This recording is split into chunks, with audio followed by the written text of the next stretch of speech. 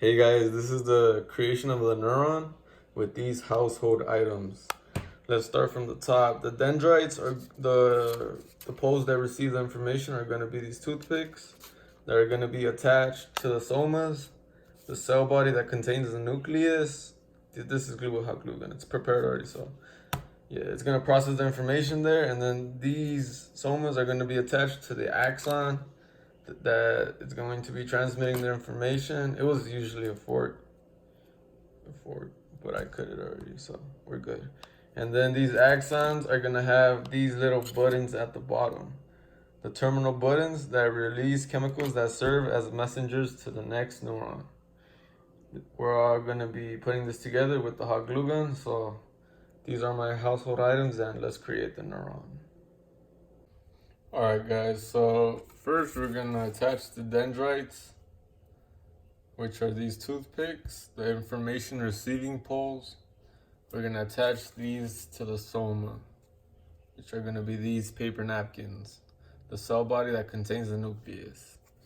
And in there it's gonna process the information that the toothpick antenna gathers from the terminal buttons of other nucleus, of other neurons, my bad.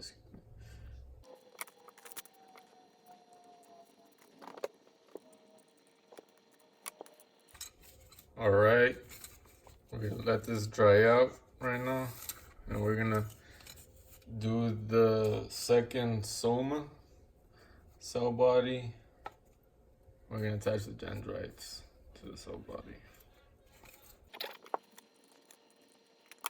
We're gonna cut this real quick. Now we can work on the axons. I have 2 forks, but we will only be needing 1 for the axon. So let me cut this real quick.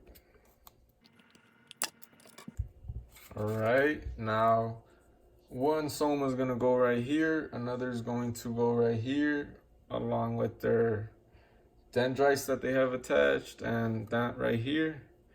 This part is gonna have the buttons attached, both of them, so you can kind of picture it, how it's gonna go. Let me attach these real quick.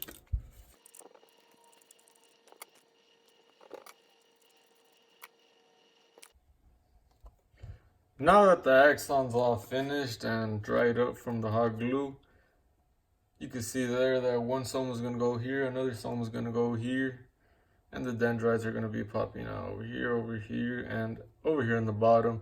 We still have to attach these 2 little spoons that are going to be the terminal buttons.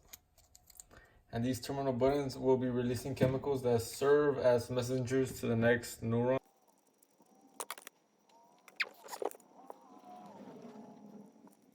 Now that our terminal buttons have glued onto the axon, we will now be placing the somas and attaching them onto the axon. As you can see, they will look something like this. Let me get to it. It will look something like this once done. Now let's attach them.